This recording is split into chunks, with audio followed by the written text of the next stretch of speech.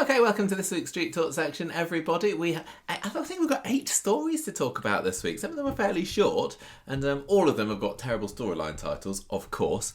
We had the fabled Tyrone and Phill cement fight that I'd seen rumours and rumblings about before this week's episode. So the storyline title for what's been going down with them this week is Ty and Phill with cement. I don't really know what that's supposed to be referring to. It sounds like some sort of deadly water balloon or something, doesn't it? That you could crack someone's skull open with. That is how you win. A water balloon fight sticks a load of cement in it. So we'll talk about that one first. Then we're going to move on to the Happy Babby Baby. That looks like it may be building up to something big happening next week, just saying. Up next, Gemma, is this the real life? Is this just fantasy? Bohemian Rhapsody is storyline number 3. Up next, we have got the breakup. Oh no!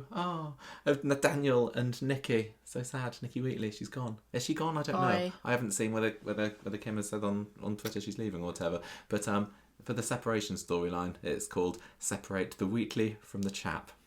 Thank you very much. I don't think it's that good. We had the Infade Tile story coming up. Tile Street. There was literally a story about tiles falling off a roof. So it's not going to be a 5 out of 5 week this week. Spoiler alert. We did have a little bit more of the Timperton storyline and Sean's storyline alert, everybody. What do you think about that? That's right. Sean has got a new man and he's called Frank. So this storyline is called, for now, Frankie Goes to Tullywood. Gemma, I'm going to pass over to you for Ty and Phill with cement. What happened there this week? Monday. Fizz and Phill are enjoying their garden, which is lovely and sunny on the south coast of Wales. Yes, so nice, yeah. Hope is sick and she's off school and Phil's going to look after her because he's a homeless bum. No, he's not a homeless bum. He's an unemployed bum. Unhomeless. He's got too much home. Yes. Tyrone chats with Fizz in the cafe, finds out about Phill looking after Hope, and then when she goes, he tells Kirk that he's decided he's not going to tell her about the fact that he saw Phill last week in Victoria Gardens. Shady dealings. Doing a shady dealings with a dodgy bloke, giving him some paperwork or taking some paperwork or something. Giving. Phill. It was the Stape papers, wasn't it? Phill. Yes. Lets Hope use his laptop while her. He says, she was like, can I go inside? Can I go? No, Hope, I need to keep an eye on you. You can have a go on my laptop. Anyway, I'm going inside, so you're free to just go through it. I didn't believe this storyline one bit because I don't think children these days knows how a computer works. If it's not something with a touchscreen that you can just poke and prod, they don't get it. I mean, people say that these days, oh yeah, kids are all understand technology. They don't understand PCs. It's really bad. Like I've noticed over the course of the last 10 years when we're doing ICT at school. I'd say, right. And you teach children like primary school age. Yeah, I teach children Hope's age, exactly. Yeah. And I was like, yes, save your work somewhere. What do you mean? Oh, God. So I have to teach people how to save things again. Or open the file that we saved last week. Not a chance. But anyway, Phill did make it extremely easy for Hope to find what she was looking for, didn't she? By having a blatantly labelled file there on his desktop with Stape in capital letters on. So well, he says, look, play on one of these games. I'm going to leave you alone in privacy because I think children need more privacy. And he, she just immediately closes that window and starts looking around on the desktop, finds the folder that says Stape and starts reading it. I really would love to know exactly what it said, but we'll never find out. Comes back out and she's in the digger. There's one of these little tiny bucket diggers, isn't there? She's got the engine on. Yeah, don't ask too many questions about how she managed to climb in or why the keys were in the ignition. Yeah, and how she knew how to operate it, because she was like sitting there when he comes out, wasn't she, with her hand just on the smash the car window button. She knew that if she pressed this, somehow the digger would come down. I think that's, sometimes I think she should get she's like one of these people that can just pick up any instrument and play it. Yeah, Hope can pick up any kind of she can cause chaos tool from of mass destruction. Yeah. She'd know how the nuke button works. Definitely. She'd hone straight into it. That's why she should never be Prime Minister. So, she's there. He's like, turn this off. And she refuses to listen to him. And she brings the bucket end smack down onto and through his car windscreen. And then Phill phones Fizz. She has to come around. He brings Tyrone with her. And because they're her parents. Well, okay. But sometimes they act like the other kid's nothing to do with them, and sometimes they act like I wouldn't say they act like the kid's nothing to do with them. Occasionally they'll say things like, there'll be a slip of the tongue, be like, it's not really my daughter. Yeah, she's your daughter, not mine, or something. But I think That's a slip of the tongue. Completely believable that both of them turned up. Comes round, Fizz manages to get Hope out of the digger, and she says, I want to go home with my dad. But Fizz orders her inside, but they end up going back to number 9, Hope and Tyrone. And Hope saying, am I bad like my dad? Did Mummy go to prison? She's discovered her dirty secret. See, I'm really intrigued that they never told Hope any of this. I'm always surprised. I always assume that everybody knows everything, but time and time again we've had this, haven't we? I can't remember, because wasn't it just recently that Max found out about Callum? Yes. And I was like, why didn't he know? I know, so surely he should know. It's like being an omnipotent god watching Coronation Street sometimes. And same with Amy and Tracy as well. She didn't realise about her mum being in prison for quite a long time, did she? She just thought that she'd gone away for a bit. It's really interesting. Yeah, totally. But you'd have thought that Hope's is a bit of a bright spark. You'd have thought that she might have been inquisitive about it. I guess Tyrone and Fizz must have just rebuffed her. I don't know. I don't know that you would even think about it. I don't know. That's why we're not parents. Hope. Fizz gets a phone call from Tyrone to say that Hope said that she's found these things about John on the computer. So she confronts Phill. And Phil's like, I was just researching. I was doing it for you. Nobody knows the hell you've been through with John. That was weird because she's never said any of this to him. She's never spoken about this to him. No, why did he take it? Well, no, she did. He did last week, didn't she? Yeah, this isn't from last week though. He's been doing this for a long time. No, I don't think he was. I think he's only just been doing it. He said. I wasn't sure myself when we watched it. Well, it depends on whether. Okay. I think they said that this has not been a long-term project. It hasn't been Phill secretly snooping out on Fizz for the past 6 months. She got upset last week when her, the story was raised at that dinner meeting that she, without her being prepared for it, and she was like, I'm never going to be able to forget him. I'm worried that my friends or some of the neighbours still think I was in on it, and I was just as bad as him with Charlotte's murder and Colin and everyone. And this was apparently his cat-candid way of saying, well, I'm gonna tell the full and frank expose on your side of the story on what it was like to be married to John Stape. Okay. Thank you. He's been working very hard on this. He's obviously done quite a lot of research already. He listened to our character profile. That's all you need to know. He's obviously really bored not having a job. Well, he's good doing his digging and his cementing, isn't he? I know, but maybe he doesn't want to do it. Maybe he's bored. Maybe he's bored and he's procrastinating. Okay. Like I was procrastinating this week for my deadline, so I cleared out all of our larder and reorganised the fridge. She's done a good job, everybody. So, she's confronting him, and he's explaining that she never got to tell her side of the story, and nobody knows what really happened. And he wants to write a true crime book about John Stape, and she's like, I cannot believe this. And Phil's saying, it's just an idea. I just want people to hear your side. And she's fuming about this. She's like, now Hope knows. She thinks she's a bad person. I'm leaving you. I'm not coming back. She just breaks up with him immediately. This is so weird. She said, I'm going back to Coronation Street. And we're like, they said the name of the programme. It makes it sound like she'd, done a bunk, gone to a spin-off or crossed over to Walford or something. Like, I'm going back. Too depressing around here. I'm going back to Coronation Street. I heard that we're going to be on every day next week, so... Fizz is back with Tyrone, and he fills her in about this dodgy envelope exchange that he saw. And Fizz says that, I know I had to tell Hope at some point, but I didn't think it was going to be yet. And what she tells Ruby, what am I going to do now? I don't know, I basically don't have anywhere to live. And Tyrone's like, move in with me. He's just probably thrilled, because now he doesn't have to sell the house. Yeah, exactly. That kind of went quiet a little bit, didn't it? Yeah, they haven't really mentioned and now that he's going to have to sell it again. Yeah. They get Hope in the lounge and they tell her everything, and she's like going, what's happening? It's like the Clockwork Orange scene, wasn't it? Apart from pinning the eyes open, it's pinning the ears back, because we're going to tell you absolutely everything about your John, psycho Rosie, father. Colin, Charlotte, Joy. Joy Fishwick has a blast in the past. Yeah. I still think that John's got a bit of a bad rap. Like, he wasn't as bad. Everybody is making out like he's almost Genius. as bad as Phelan or Richard Hillman, but he really wasn't, was he? He was just in the wrong place at the wrong time. It was like bless some him, mothers of it. do have them, but with a murderer. He was a fairly decent chap, just had bad things happen to him. You're a bit of a murder apologist, aren't you, Michael? Yeah, I am, I have to say.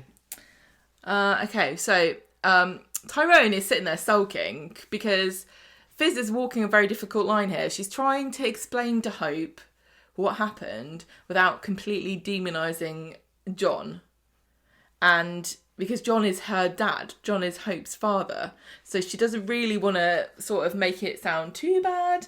But Tyrone's listening. He's like, I can't believe that you're like, playing this down. He was a nut, and he talks about Jade. He says that she was a nutcase. I mean, I guess Hope gets offended because obviously she actually knows. Yeah, Jade.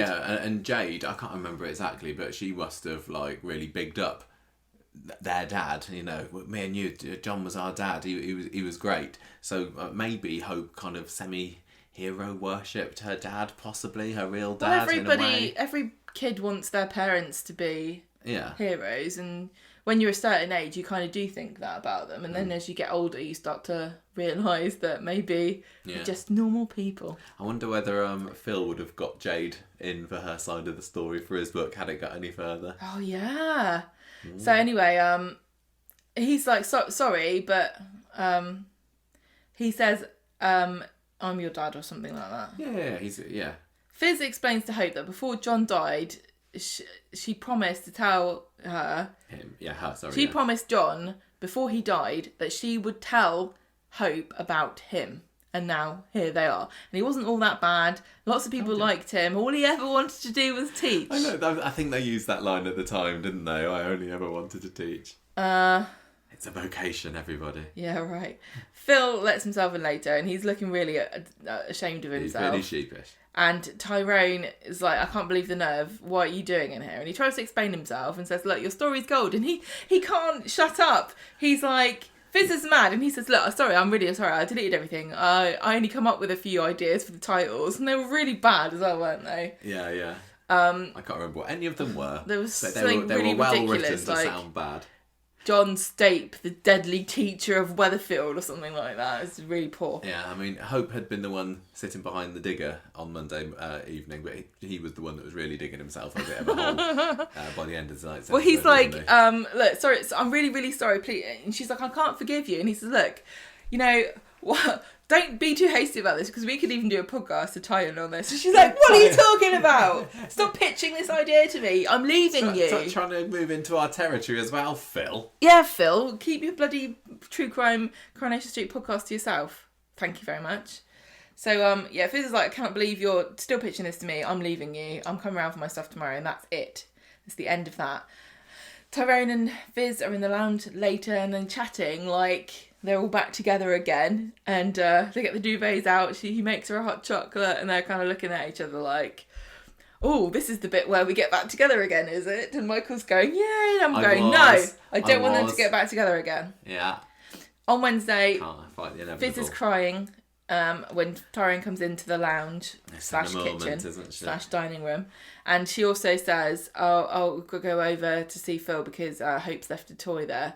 And Tyrone says, I'll go round. And she says, okay, great. Gives him a hug. And then Evelyn comes in. She's like, ooh, hope I'm not interrupting anything. And she tells Tyrone that he's the cat who got the cream. Kevin and Tyrone talk about Phill at work. And Kevin's like, do not gloat at him because you've got Fizz back. Because just go and get the toy, get back out again. No cement fights. Don't have a cement fight. It's too cliche. Fizz tells the other at work that she and Phill are over. She doesn't go into the details, just says they're incompatible.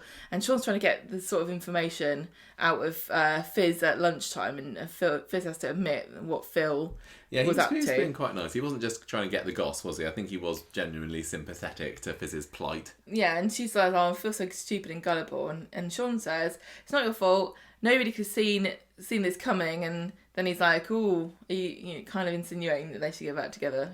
She should get back together with Tyrone." Yes, not with Sean. Hey, how about you and me, Fizz Bomb? Now Tyrone arrives at the house. He's a bit grumpy. He's been driving for 8 hours to get to Cardiff. He tells Phill that Fizz is in not giving bits. up on that, you know. it's where it is, and if you don't like it, you're going to have to take it out of the Coronation Street. He says, There's been nothing on the show to say it's not in Cardiff. That's all I'm saying. You broke her heart. They start squabbling, and then they just fall into a cement pit, which happens to be nearby. Oh, what was he? Was he just like putting a little mini patio there? Other. No, I just want to know what was the point. It of was that? a weirdly small patio. It was a really tiny square. Considering how massive his garden is and how big his house is, it looks like, it was titchy. Just big enough to have a little homoerotic cement fight in.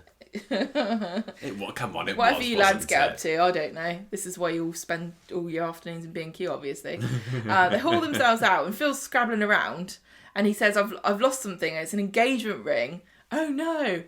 It's his grandma's. So Tyrone says, you're an idiot. This is done with you. He's not just, that makes it sound like he's only upset with it because it's his grandma's ring. He wants it to propose to Fizz.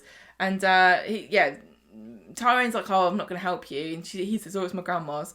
I was going to put it on a willow sapling as the symbol of our growing loves. I love what does that that even mean? I don't know what that means. But it sounded so sappy, and Tyrone's like, I know, it is a bit. I love Tyrone's reaction to that. But what for? To leave it there, or to take a photo and put it on Instagram? And... I don't know whether he was going to break it off and like shove a stick in her face and say, look it's at our this love. stick, it's got a ring on it. Take it, we're married, we're engaged now. The stick is your finger, do you get it? Anyway, he eventually gets convinced to help him, and he does. Tyrone finds it. They get out. They agree. He has got Bernie level ring finding prowess, hasn't he? Remember that time that Bernie found Gemma's and Chesley's engagement ring out on the hills in actual Wales? In actual Wales.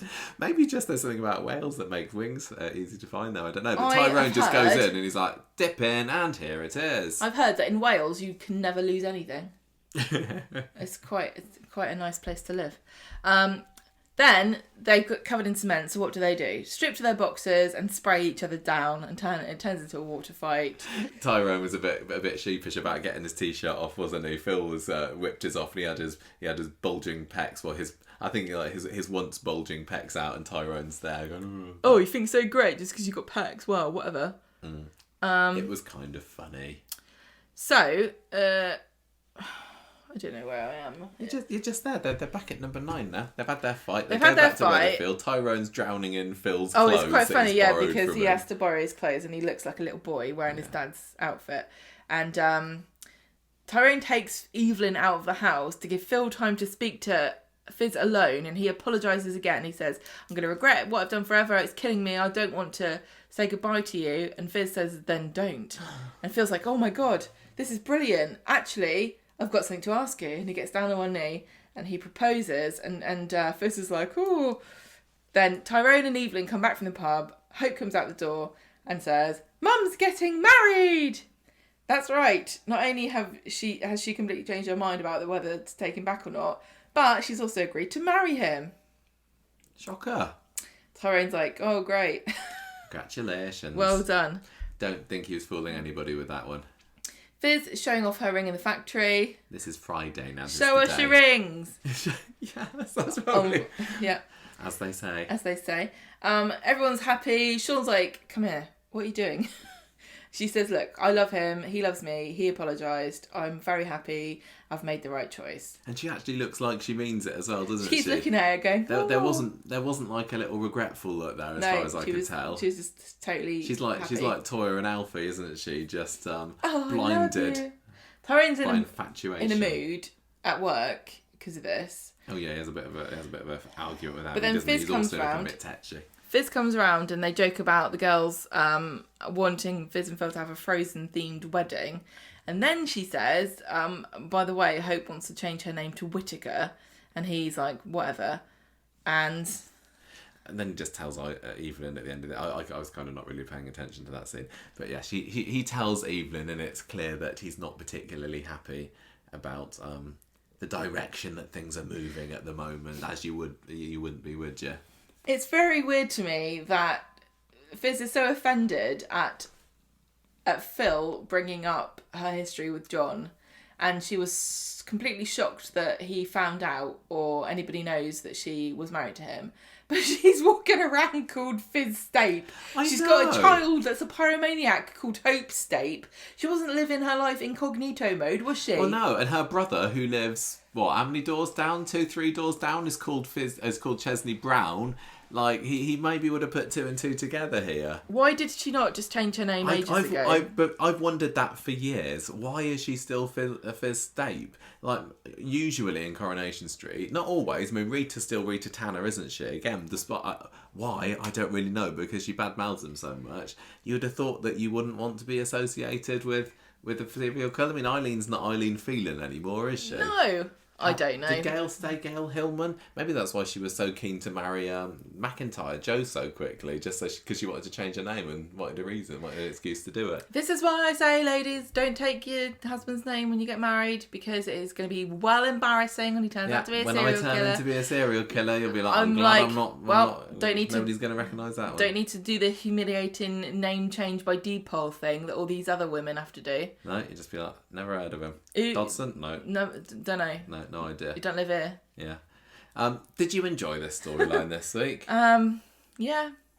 Just yeah. Yeah. I did. It's kind of funny. I really like Phill. I still cannot I help love but Phill. see him as a cross between Chesney and nice Chesney as he would be if he wasn't so bloody annoying, and Kirk.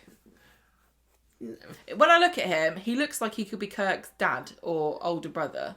Maybe I would say he's brighter. He's more switched on than both of those. Of course, I didn't say he's got more brain cells than them put together. To be honest, I didn't say he was like them. I said he looked like them. Yeah, he's just kind of fairly decent sort of chap, isn't he? Really. Well, he had a pretty good job before he got himself fired. Yeah. He's rich. He lives in a massive house. Yeah. What's not to like? The only annoying thing is that he lives in Wales. Yeah, this is similar to the Imran Abi Toya storyline, where I don't really know who I want to side with here. And although I am absolutely desperate for Fizz and Tyrone to get back together, not just because I like them as a couple, but because they're one of the few couples that have been together for quite a long time in Coronation Street now, and it's nearly 10 years now that they've been an item.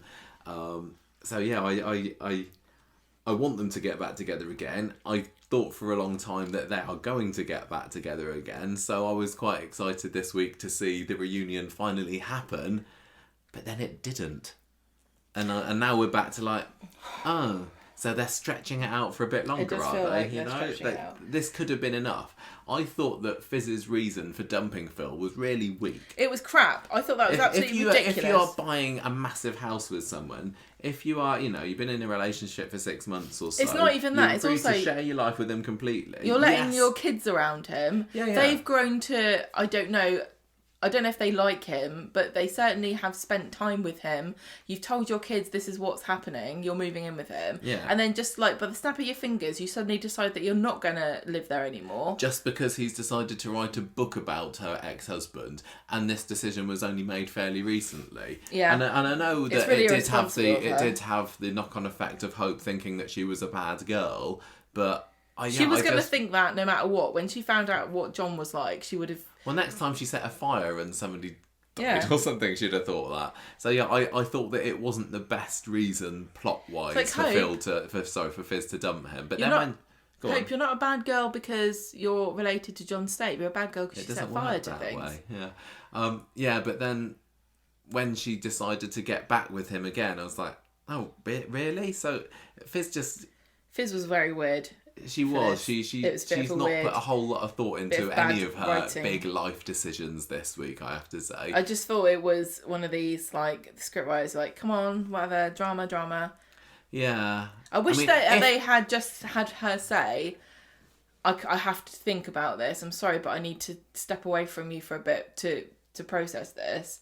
And then, that it would have made more sense then, because that's it. She just seems like a flighty idiot. Yeah, what he did was forgivable, I think. A lot of people, I did a poll, didn't I? And I was like, should she forgive him or not? Oh yeah, you did, didn't you? You did a Twitter poll, and there's 70, 75, 77 odd % of people said no, she shouldn't forgive him. I mean, I don't know how many of those were motivated by, I don't want Fizz to be with Phill, I want her to be with Tyrone. Yeah, maybe. But really, you really, really wouldn't go, you're an idiot, please don't do that.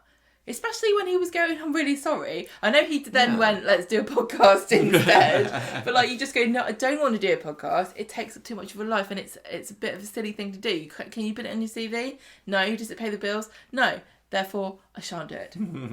Yeah, but then I think I would have accepted that as a reason had it been, you know, the final the way of getting Fizz and Tyrone back together. Well, yeah, like, it was a bit weak, but Fizz and Tyrone are back together again after it, you know, fair dues. But no, now they're not. Can I just say one thing also, that Tyrone really wound me up this week, because he was talking in the garage to, I think it was Kevin, about their, you know, they were both talking about the fact that they missed out on their women, you know, they've broken up with their true loves. Yeah, and Tyrone's like... That in the Rovers today, I think. Oh, and the Rovers, wherever. And Tyrone's like, oh, she was always my true love, or something like that. It's like, what? Always? When you were shagging Alina? When you were having a baby with Alina? All those times that you said that you didn't want to be with Fizz, she was really the one for you all along? No, stop talking absolute rubbish. I know, I have forgiven him. I'm sorry, for I that. will never forgive him for that.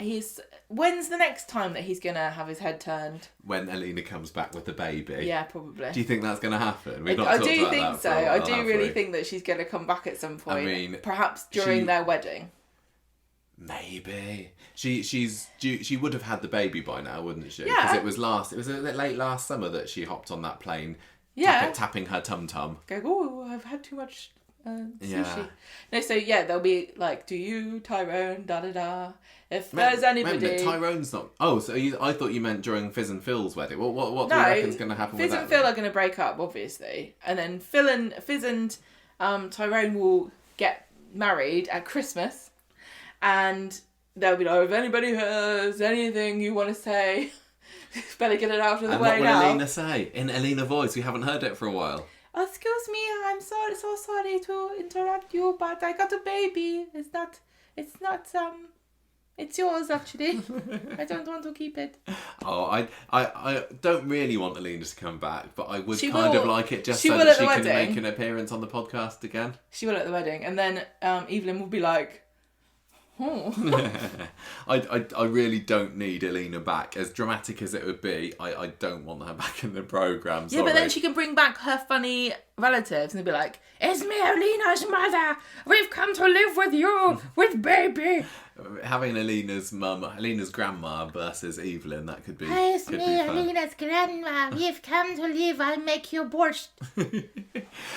So do you reckon that Fizz and Phill, are they going to get to their wedding day? Is Fizz going to dump Phill on the wedding day? Is she going to discover something about him? I don't really want it to be that long, but I thought that they'd be over by this point, to be honest. I was expecting maybe at first I thought it'd be a Christmas reunion for Fizz and Phill, then I thought, no, it's going to be Easter, and now I don't bloody know. It's going to happen. But then I don't want Phill to leave the programme. I like Phill. So it's a bit of a catch-22 situation, all in all, really. But he's still... I really like Phill, but he still feels like a character brought in to be Fizz's boyfriend. He's a long-term, short-term character, he feels like to me. It's always a bit dodgy when somebody's brought in specifically to be someone else's partner. And I don't know how many times a character is brought in as the other half of someone and then stays on for a prolonged period of time. Yeah, I don't know. What was I going to say? Sorry. No, it's fine. A cement fight. Did you enjoy that? Had you heard that there was going to be how would I find out? I don't know. I don't look at this stuff. I didn't know it was Britain's Got Talent Week next week. Let alone what was going to be on Corrie. There's a dragon in it, apparently. Are you sure it was not just Sharon Osbourne back? Was she... Yeah, sorry. So did you enjoy the fight? Silly? It reminded me of the gasoline fight from Zoolander. I can't. Where all the male models go to the they go to the petrol station and they get their nozzles out and they're like spraying petrol on each other, going, "Oh, you're so handsome!" And then the whole thing blows up when one of them lights a cigarette. I'd kind of wanted a little bit more because it wasn't really a fight, was it? In the cement, I was expecting it was a water fight. Yeah, it was. When I saw cement fight, and because I really Well, try this to is your avoid problem. yeah I'm trying to avoid spoilers, but sometimes I see flashes of them and then in my head the story kind of plays out about what it's going to be, and I was expecting there to be a fight in the cement, but really Tyrone just pushes Phill into the cement, or Phill pulls him into it or something, and then they scrabble around for the ring. Tyrone gets out straight away, and then there's the I water don't think fight. you should really spend a long time in cement. I think it burns you. I was thinking that maybe like one of them might get frozen in the cement or something. No, that's really bad. Yeah, I know, but it would have been... Yeah, but no. Corrie doesn't mind about things like that. They would have had it like Phill and Fizz to go just let's say late at night. Phill, I can't speak. Fizz is like, where's Tyrone? I only sent him to go and get the toy. Oh, better go down to Cardiff to go and get him. She arrives at Cardiff and then she finds Fizz and Phill like locked in an embrace, and it's because the cement has fused them together and they can't escape. Or so they say, eh? Or Fizz, it's not what it looks like. It's the cement. Or Phill turns up with a big lorry, and on the back of it is Tyrone frozen like Han Solo from Star Wars. Yeah. Like with his hands up, like ah. That's what they should have had, but instead it was just But I do right. I don't think anyone was going to get frozen in that cement, because it. I'm not a cement expert. Lumpy porridge. Well, yeah, that's what I'm thinking, because when it reminded me of when Phelan was drowning in that cement when he went. What did he go to the builder's night for? It was that brilliant late at night scene, wasn't it? During the get to know Phelan party. He went to get the bodies out of the cement. No, I think he went to put the body. Yeah, whatever it is. Yeah, he got them out the reservoir, put them in the cement, and then Phelan ended up drowning in cement, and he very handily got rescued by Tim. And that was, as Conor McIntyre told us, just like lumpy grey porridge, basically, that he had to float around in. So I'm kind of imagining that this was the same sort of stuff that Jamie and Alan had to slop themselves around in for that episode, I guess. But anyway, it was. I thought this was kind of fun. This is one of my favourite stories of the week. Just left a little bit frustrated that it's been extended longer than it needs to be. Do you think that Fizz and Phill will have a frozen wedding? What, in cement? Maybe. No. Frozen 1, not Frozen 2. Adele Dazeem will come and sing. Let it go. Happy Baby Baby next. Right, so we didn't have any of this on Monday, gutted. But Wednesday it was back in full force, and Abby is still pretending to be nice and very accommodating of Toya and Imran raising her child. And she's brought some clothes round for Alfie. Toya's very grateful, and Abby's like, anyway, no, you don't need to thank me. Just can I take Alfie out for a whole day on Monday? And Toya's kind of like, no, because it's Britain's Got Talent Week, and I don't trust you. I don't want you to. Yeah, if it wasn't Britain's Got Talent Week, it was just a bog standard week where there's maybe a little bit of drama going on, but yeah, not that. No, Toya's kind of for a little bit, and then she says, "Yes, we could all go out for a drive to the beach one day. That'd be lovely, wasn't it?" And I was like, "No, I want to take him on my own, maybe, possibly." She says, "You can take him, but I want you to bring him back before the cliffhanger." Yeah. Just in case. Imran and Toya kind of giving each other looks. And then Toya, again, fairly quickly says, I think it'll be absolutely fine. And Imran kind of has to go along with her, because Toya's desperate to not pee off Abby, doesn't she? I really did not think it was her place to say, yes, you can, when it's Imran's, Yeah. It's Imran's flesh and blood. But I think she knew that if she let it down to Imran, he would probably say no, and she doesn't want to. She wants to keep things smoothed over with Abby, while she thinks she's got her in their court. There's really no reason for either of them to play up to Abby. They don't. You know what I mean? Well, they don't need to be. They don't need to be nice to her. They know that she's a little bit. Deranged. Deranged. And if they get her, if they wind her up, she could do something. No. Pretty. No, stupid. she wouldn't do anything like that. Absconding to Costa Rica, maybe. So anyway, Toya tries to reassure Imran. This is in the cafe later, that everything's fine. Don't worry. We're just going to have to give Abby the benefit of the doubt. It's going to have to happen one day. And Imran kind of concedes that she has been a bit more with it recently, so maybe we will. Then right, so here's the question. Did Imran, has he now sort of, have the writers forgotten that he thought that she was on drugs, or did he never believe that she was on drugs? Because actually, I think he genuinely did. If I genuinely thought that she was on drugs, most recently as like a couple of weeks ago, I would still be 100%, you cannot take my child anywhere, you cannot have him for the day, Well, you can only have supervised visits. I think the either the writers are throwing him under a bus, or he didn't actually believe that she was on drugs. I think that he thought that she was, but now he knows. I don't think he thinks now that she has been on drugs for all this time. I think he believes her that she's been clean for a good few months now. I also think that she's done a very good job at fooling him and Toya into thinking that she's going along with it and she's forgiven them, or is letting them raise Alfie. So so I think I'm not too surprised that Imran has said, oh yeah, maybe she is all right after all. But I mean, I'm still screaming at the TV, no, don't, Imran, you plonker, don't let Alfie out of your sight. But anyway, don't need to think about that any longer, because there's a new curveball to this story. Social service lady rings up, Lou, is it? And calls them into the office. No, she wants to come round to their house for a meeting. Apparently, there's an issue with Elsie. That's right, Elsie. It's not over. There's been a fostering compatibility issue, apparently. And then she's like, look, can you adopt this kid? So yes. I want to know whether is this the kid a psychopath? No, she's not. Her story. What have they done? What's she done? Her story is that she suffered mental and physical abuse. No, that's not before. what I'm saying, Michael. Don't make out that I'm saying she's a psychopath because of that. Okay. What has she done to these poor foster parents? Yeah, nothing. No, nothing. What do you think it is? Do you think it's like they go around there and it's like just two really butch men going, we really don't like castles. Why'd you bring us a girl? Yeah, she talks about his ponies and do motorbike stuff. Fairy tales and princesses and unicorns. Rubbish. I don't know, but for whatever reason it is, just take her back. Despite what I said a few weeks ago, that I know you might be. I can't remember when she took Elsie away. She took her away because Toya and Imran were married, weren't they? Right, so but they're Toya had said that we're back this. Together again. They're retconning this a little bit here because the social worker comes and says, I can see that you're together and you look very stable and settled, so I don't see any reason why we shouldn't home Elsie with you. But one of the problems that they had initially was that the social services said that Elsie couldn't be homed in a house with another child. And lots of people have forgotten that and they were arguing on Twitter about it. But that is what they actually said. Yeah, right at the very beginning, like when time. Kelly was living there.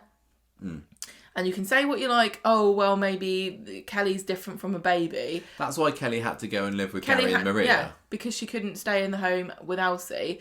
And Toya initially had to decide Elsie or Kelly, and she picked Kelly. But that's why Kelly moved out, because she didn't want to make Toya and Imran miss out on the baby, right? On Elsie.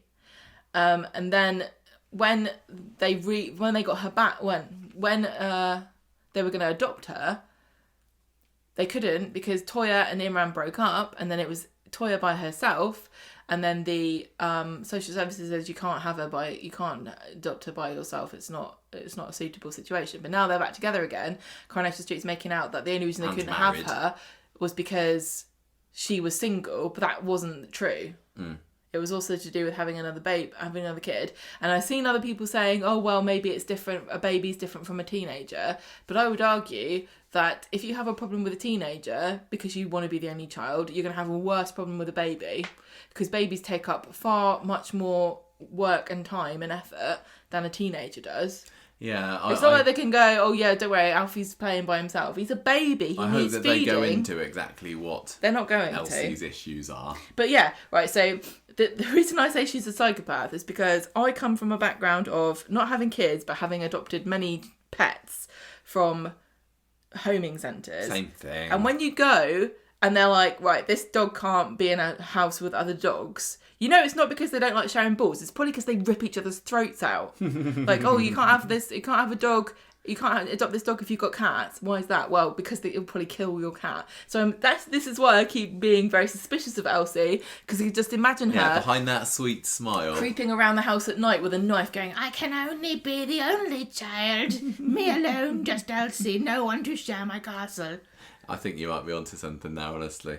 Sounds good. And Toya's like, she's so sweet. I'm just really glad that we possibly got the chance to see Elsie again, because that felt like a frustratingly, hurriedly tied up story thread, didn't it, when Toya had to say bye-bye to Elsie a few Oh, weeks it ago, really and then sucked. she seemed to immediately forget about her the next episode, on to the next kid.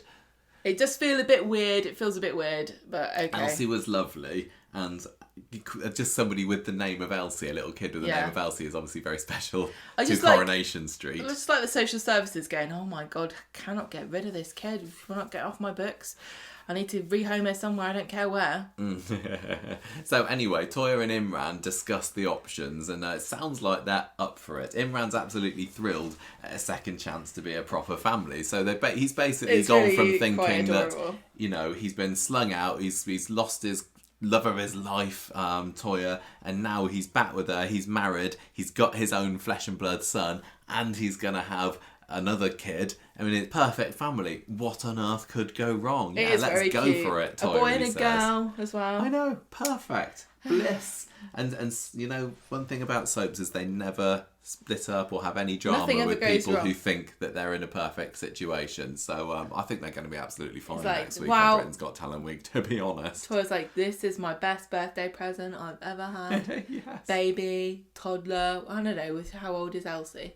She's She's- so cute. I just Elsie's keep- like do you remember? 5, Do you remember when they were all 4, walking down I the don't road know. like a family of elephants? Yes. I was Oh, thought penguins. off to the waterhole. So anyway, Toya sees Abby in the street at the end of the episodes and tells her about Elsie coming to live with her, and looks like Alfie's going to be getting a sibling and everything, and Abby is acting all happy for her, but it's clear from how she speaks to Kevin later that she is insanely jealous Yeah. and peed off that She everything's coming up trumps for the Yeah. Battersbeebs, Yeah. whereas she's just living in a grotty bedsit on her With own. no baby. She's like, congratulations, Toya. Bye. Hmm. Oh, a bitch. Then this leads into today's episode, where this was, I guess, the main story of today's, wasn't it? So Abby's having this argument with Tyrone at work that we were talking about earlier, when they're both being a bit at each other's throats, and Kevin says, look, don't get mad, just because Imran and Toya are having a bit of luck on the whole kiddie front at the moment, don't take it out on Tyrone, please. And she tries to make out that she's cool with this situation, but yeah, obviously she is. This is really getting her goat, really grinding her gears. So Really grinding my goat. yes, exactly. In the pub later, Tyrone and Kevin are there looking like sad middle-aged men, according to Jenny. I really loved when Tyrone was like, I'm not middle-aged. Because I was like, yeah, Tyrone, we're the same You age. literally had a midlife crisis last year when you shacked up with a local Romanian nail bar worker. But So- he's the same age as us, right? He's the same Tyrone's age. our age, yeah. And we're not middle-aged, Michael. We're not middle-aged, no. We're still in the We're in the still throes young. of our youth, aren't we? First blush of you. Yeah, exactly. Tyrone tells Kevin, look, I've missed my chance with Fizz, because by this point the Kev says I've proposal's missed my happened chance and with everything. Abby. Yeah, I've missed my chance with Fizz, Tyrone says, but you could still get back with Abby. It's not too late for the two of you. Meanwhile, Abby's in Villain's Alley getting her passports. Yep. It took a long time to get that passport, didn't it? A week and a Well, half. I mean, they are fake, and it's still faster than... Well, I could make a fake passport pretty quickly. It may be not as genuine looking as Abby's one, so I could knock something off on Photoshop, I reckon. I don't think they accept photoshopped knockoff passports. I'm a charming guy. I'd just give them a nice Michael smile at them, and they'd let me through. Surely They'd stop me. They'd Yeah. definitely. So we got wouldn't to let see me through. Abby and Alfie's aliases, didn't we? So Yeah. Abby is Lindsay Jane Hughes, and Alfie is Ethan Hughes. So I wonder if she picked it. I don't think you do in these situations. What's his feeling? He was Alan Frost. Alan Frost. He wasn't he? Good one. Yeah, I wonder. Is that what she always? You know, is that a... She was going to be a Lindsay. Yeah, if I had a daughter... No, I did have a daughter. If I ever had a second daughter, I'd call her Lindsay. What would yours be? I don't know. What's a cool name? Jake. Jake McCool. Jake Weatherfield. Jake Weatherfield. That's my fake passport name, if anyone wants to know. I'll be Philomena Weatherfield. So you are going to have my surname in this... It's fake, okay, yeah. Oh, hello, No, Phil. Let's do it. no, excuse me. It's going to be an Elsie and Elsie Tanner and Man Tanner. Oh yeah, Steve Tanner situation. Steve Tanner situation where you so happen to be Weatherfields. Yeah, it's a very common name. We to met at be a fair, family isn't it? reunion. Don't worry, we've been DNA tested. We're not having kids anyway, so it don't make a difference. Anyway, so she's getting this passport. She's going to go to Costa Rica, apparently. Why That's not? where Lisa lived. Oh yeah, Remember? my friend Lisa lived Lisa in and- Costa Rica. Yeah, it's lovely apparently. What's his name? Tom. Tom, yes, tall Tom. But anyway, oh no, it turns out she needs a visa to go to Costa Rica. You thought she And might he's have like, thought I can about do that it then. before, but she has to wait a little bit longer. So for this that, will be so, next week. This will be the thing Yeah. that delays her from leaving. Exactly. She's going to be waiting around for this visa, and in that delay, somebody is going to Find out. Yeah, Imran Well, and I or mean- Toya will find out from Kevin and or Debbie. Why did he tell Debbie? I don't know. Let me just keep going. Keeping on going with what happened. Okay, so Kevin's kind of thinking, oh yeah, maybe Tyrone was right. Maybe I could get back with Abby. What do you think, Jack? And Jack's like, I think it's a brilliant I think it's a idea, great Dad. idea. Yeah, definitely. I reckon you should go and get her back. Yeah, Kevin says, well, look, he goes over to Abby and says, you know, you come back with live with me and Jack, money's getting tight for you in this bedsit here. And Abby's like, oh yes, that sounds like quite a good idea to me, actually. No, she doesn't. Sorry, no. He tells her. Yeah, sorry, that's right. Jack that's up for the idea, not her. Although she does come around to it pretty quickly. He says, I bet I've never stopped loving you, or the way you wash my pants or hoover the floor. And she's like, oh, I reckon you shoulda. And he says, oh, come back home. And then they snog. Yep. He's So- like, I'm gonna get you some fancy washing powder. Yeah, I'll get you some I of got them- you a tin of Mr. Sheen. I got you some of them fragrance pearls, what you put in your keks. They smell dead good, but I don't know how they work. Who could turn down an offer like that? I don't know. So, but break time happens, and after the break, she's like, hang on a minute, I don't want to be spending all this No, time I've washing your got- pants, actually. Pushes him away and says, this was a mistake. And he says, no, if we love each other, we can make it work. But she's like, no, because Abby does the classic Abby thing of something's going well for her. So she's like, no. well, Oh, she she shuts down. But She's like, no, it's not going to work. Leave me alone because It's not that. It's because she's got a plan. she has got her This plan. isn't self-sabotage in exactly the same way. Not as exactly she the normally- same way, but I think, you know, if I was her life coach, I might say forget about the whole kidnapping thing. Yeah, I and go would back as to well. I'd be Kevin. like, now Yeah. I know you said we couldn't discuss this, Abby, and I don't want to distress you or make you turn to hard drugs again, but could we broach the subject once more of you kidnapping your child and taking him to a completely different continent? And it's not even the best one over there, is it? It's South America. If you're going to take him somewhere, take him north. Yeah. Go to Go Canada. to Disney World. Go under the protection of the Queen. Yeah. Why don't they've Anyway. got Mounties? Just bring your bunting. They'll let you in. So I'm sure that they're not. she hanging says bunting in she Canada. tells Kevin that she's leaving tomorrow. She's taking Alfie. So she comes clean again. Not the best idea. So he says, look, I'm on your side, Abby. Classic. I'm on your side, but this sounds like you are making a terrible mistake. I can't believe you'd be so stupid. Yeah. Thank you, Kevin. How is Kevin the bright one here? No way is he going to let her do this. Meanwhile, Debbie is at number 13 with Jack, and he knows that she's not, you know, Abby's biggest fan at the moment and tries to hide that Kevin's gone to see her. But then she gets the ultimate weapon. She threatens to tickle it out of him. Yep. And he's like, I'm too old. He says, I'm too old for this, Debbie. I'm like nearly It's like- 38 by now. It's like, don't Can't do tickle that. me to death. Don't do that. My pipework's not so good these days. I'm getting on. I might pee my keks, and then can't- who's gonna wash I've them? lost track of how old he is actually supposed to be now. I think he's maybe only about 12 or 13. I want to see Debbie threaten people in the bistro who complain about how well their steak's cooked. Are you sure? I'm gonna tickle you. Are you gonna love tickle? Debbie. I love Debbie so much. She's surprisingly calm about it though. But you're no. right. She acts calm for Jack, doesn't she? But then she goes over to the sink and has a good old snarl. So Abby tries to explain herself to Kevin about this whole kidnapping thing, and she says it's the only way I can ever be a proper mum to Alfie. And Kevin says that if you're caught though, you'll never get to have him again. Just think about that.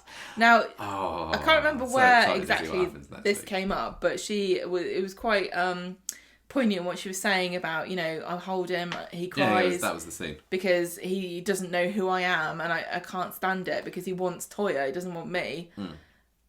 I know, it was back to let's all feel sorry for Abby, and I do, which is why this storyline is excruciating at times, but also very engaging to me because I feel sympathy for all sides here.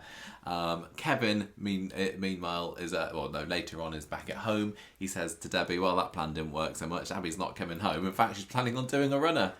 Nice one, Kevin. Just give away I that know, secret. what a stupid, dumb idiot. And I'm not going to let her do it. Debbie says, look, I can understand why Abby would do this, but so, just do whatever you think. Just do whatever you think is right. If you want her to stay, don't make it just be because you want to keep her in Weatherfield yourself. So don't be selfish about it. If you're going to stop her, make it because you think it is morally the right thing to do. If I was Debbie, I'd be like, that woman's crazy. Let her go. She is kind of saying she's that. mental. As well. What are you doing with her? She's stupid. She's.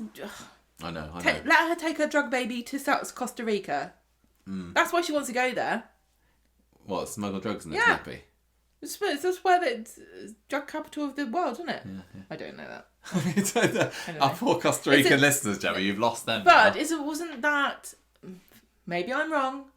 In Allegedly. Tiger King, wasn't that where that husband of...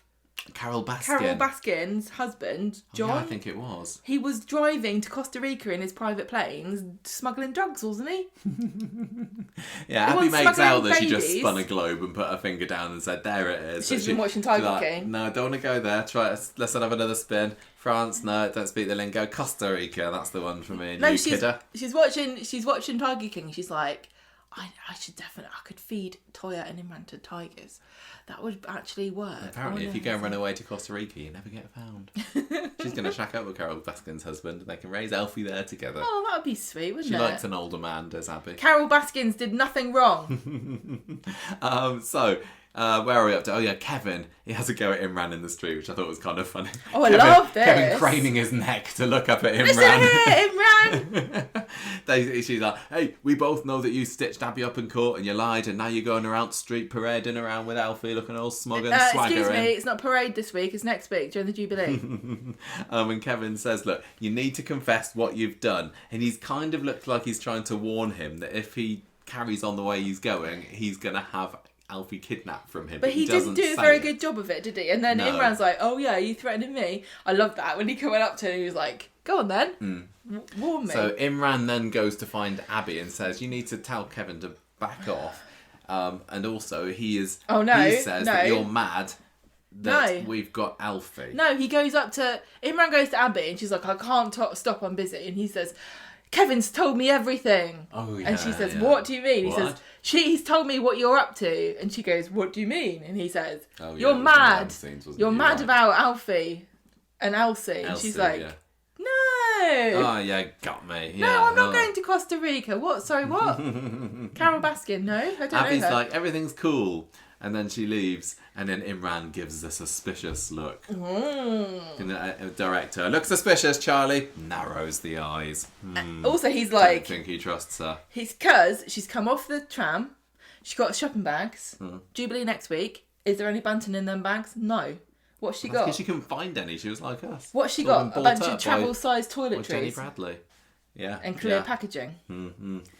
So, towards the end of the episode, Kevin goes to visit Abby again, and she says, I'm not changed my mind, I'm taking Alfie to Costa Rica, deal with it. And he says, I know, I've come to give you some getaway cash. So he gives her That's a wad nice. full of money and says, this is the advance on your wages, plus a little bit extra from me. Off you go, good luck. I was going to tell Imran the truth, but I couldn't bring myself to do it because I love you too much, Abby.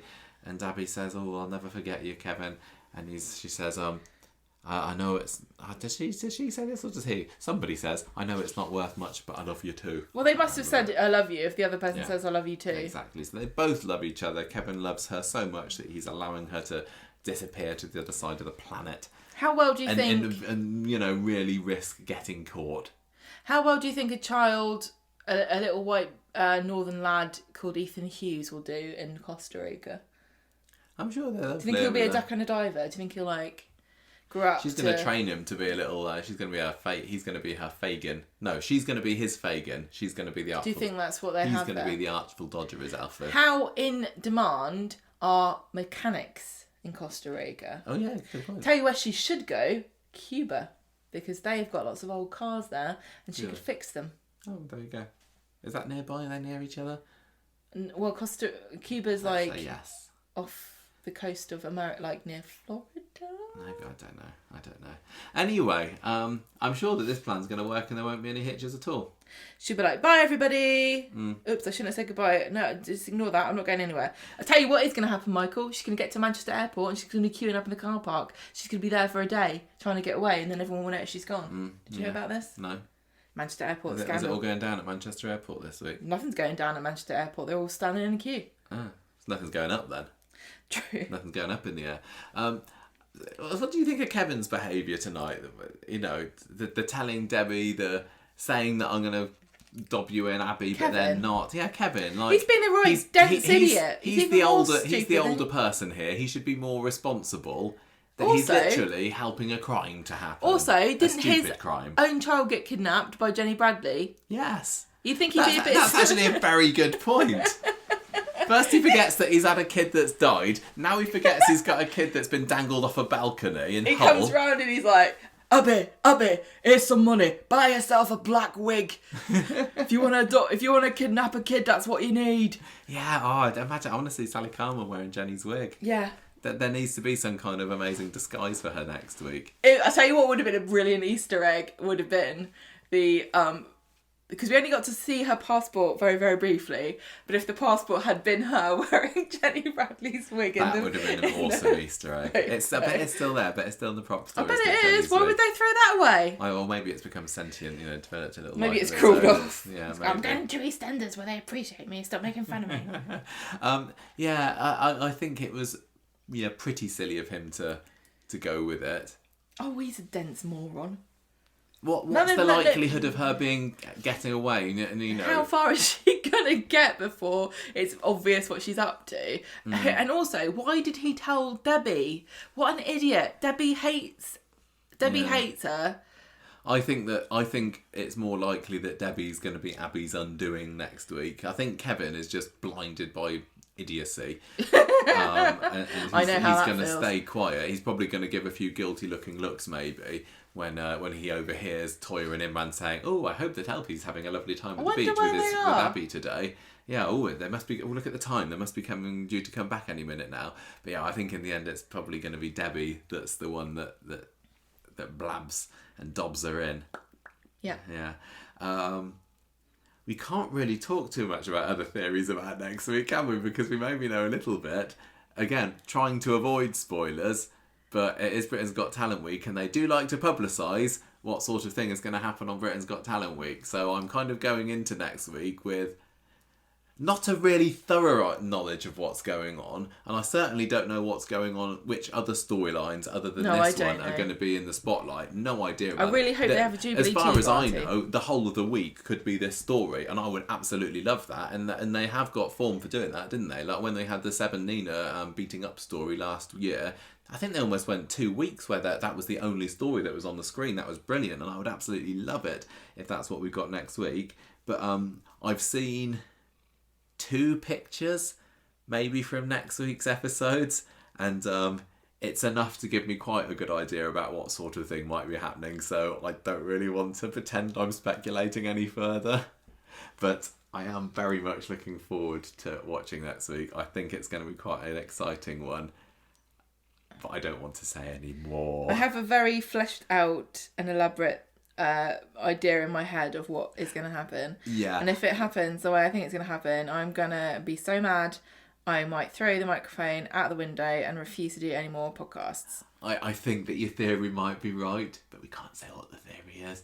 The thing is, there's probably, if you are not adverse to spoilers, you can probably read quite a lot of detail about what's going to be happening this week. So we were kind of mulling over the idea of doing another extra bit at the end of today's podcast where we say, well, this is what I think is going to happen, but we'd end up just looking stupid because if the information is out there. We don't care about looking stupid. No, I don't.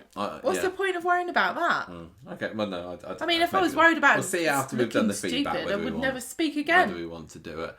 But yeah, next week Coronation Street should be quite a lot of fun, I think. But it's on half an hour of a day. Yes, it's great, Gemma. Daily Corrie, amazing That means stuff. we can't go out for dinner anywhere.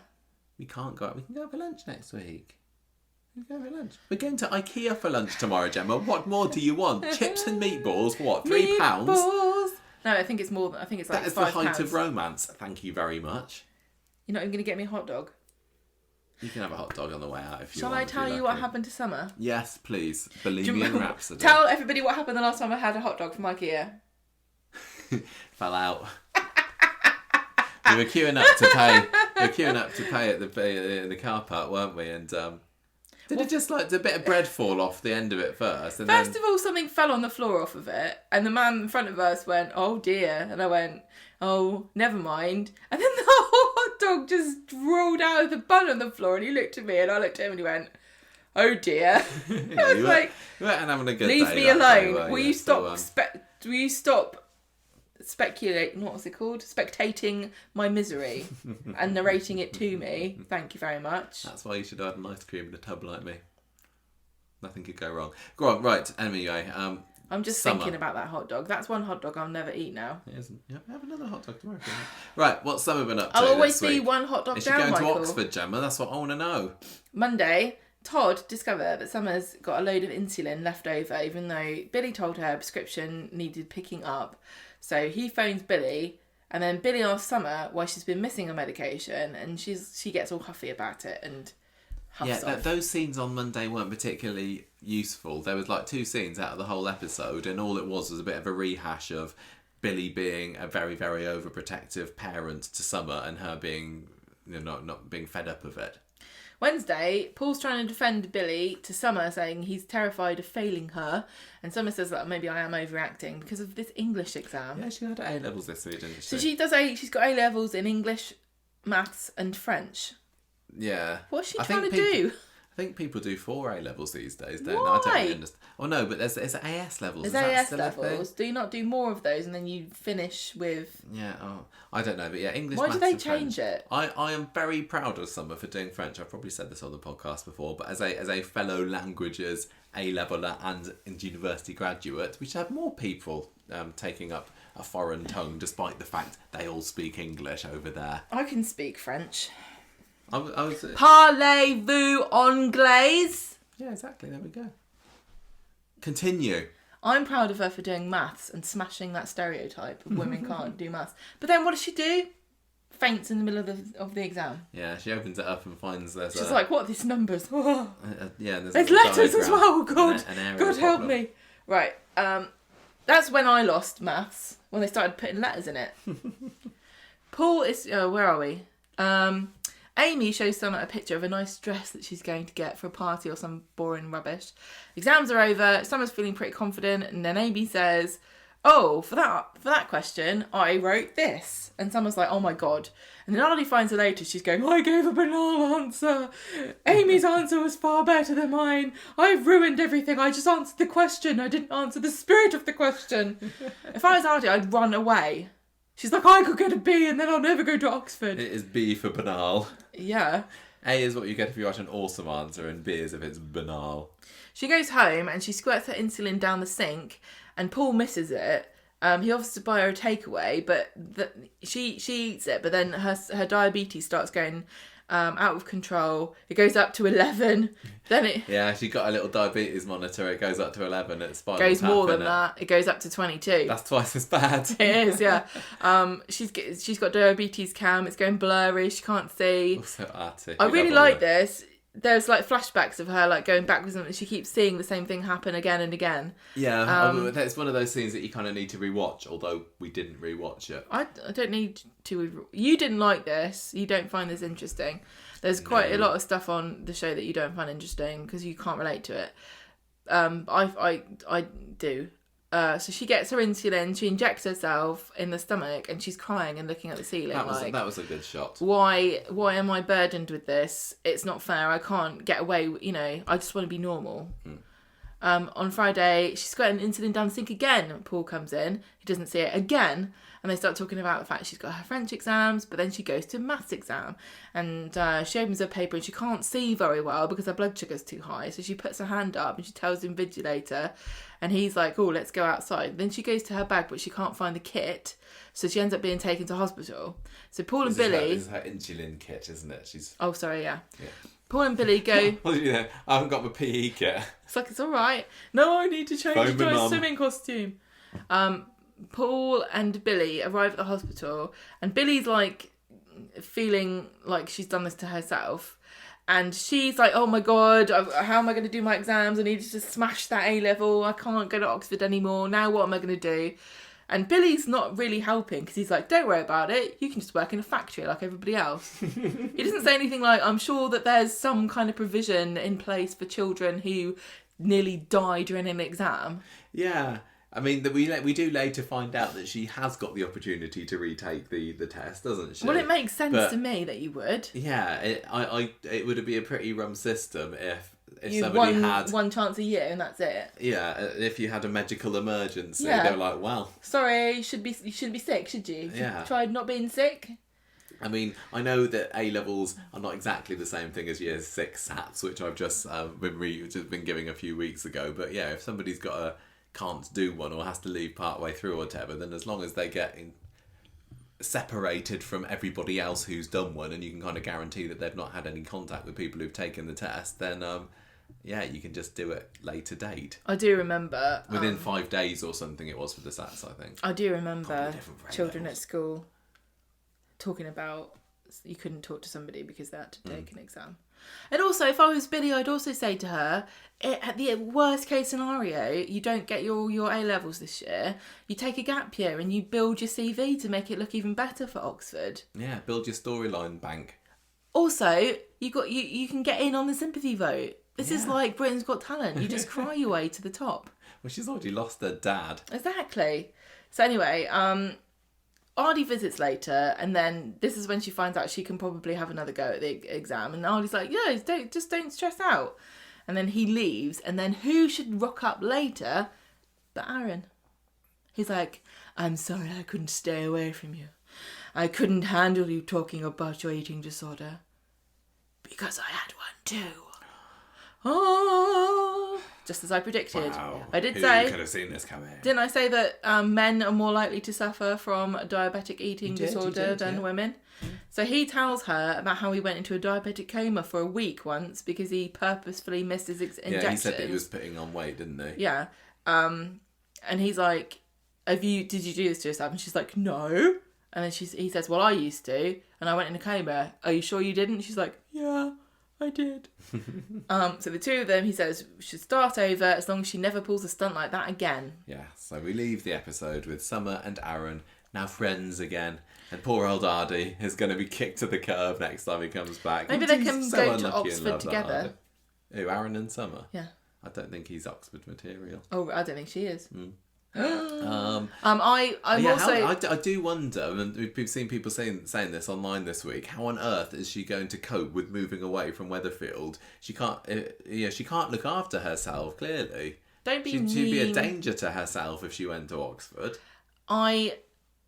I'm really surprised that Aaron's managed to overcome his eating disorder because they're probably one of the most difficult things to deal with. They're very incredibly difficult to get yourself out of that situation. So good for him. Yeah, I feel Summer can't handle stress, and I'm really interested to know why exactly it is about Oxford that she thinks she has to go there. It's because she's, throughout her time as a teenager, she has been the smart one, and I guess she does want to go there, but I think she feels that if she doesn't, she's going to let people down. Or yeah, exactly. That's what I mean. This is what she needs to address. She needs to address her like motivation behind wanting to go to Oxford, because it isn't about going to Oxford. It's about proving that she's the smart one, and it's about her coming to terms with the fact that actually honestly. Can I just say something? I genuinely think that the worst thing that could happen to her is she goes to Oxford, because the same sort of thing happened to me, where I went from being in school, being the smartest one in the class, to going to university where I was just one of very many other smart people, and I just went and I was like, what the hell? Why is everyone else smart as well? I can't cope with this. My ego couldn't take it. Yeah, no, totally. I know that makes me look really bad, but you kind of got to be realistic with yourself about what your weaknesses are, and that was one of mine. I really found it quite weird to cope with, to go from being a big fish in a little pond, and I think Summer would have the same problem. Yeah, she's not going to be the shining star of Oxford, is she? For God's sake. No. She's not going to be the dean's favourite pupil of Oxford. Yeah, so maybe she would be better off somewhere else. I remember like when I was picking universities and people were expecting me to look into Oxford or apply to Oxford or whatever, because I was also the nerdy boffin of the year. I mean, I was at a grammar school, so there were more nerdy boffins there. They weren't all, but I was fed up of having that reputation, and I kind of rebelled against the. People saying you're going to Oxford, and like, nope, I'm not going to Oxford. So you went to a really crappy university then? I lowered myself to come down here to Southampton. But yeah, everybody was always surprised that I never even considered Oxford. And I got my 3 A's at A level, but I don't think I'd have done very well in the Oxford interview. No. Because they ask you some like really tricky questions, don't they? They ask you the questions about, it's the how many, what is there more of, the wheels or the doors, or, that sort of thing. I'll be like, I don't really know. That's a really interesting thing to say, because where I came from, the school I was at had the highest teen pregnancy rate for schools in the entire continent of Europe. So nobody was trying to big us up. I never even thought of going to Oxford or Cambridge, but in hindsight, I probably, if I had taken the correct subjects, could have potentially, because you could have BS'd your way through an Oxford interview. I reckon I could have gone to Oxford or Cambridge, because I know this sounds really egotistical. I know. I could have done. I could have done, but I didn't want to. You're saying no. I never even thought I could go there. Like Oxford and Cambridge to me are like the pursuit of upper class toffs.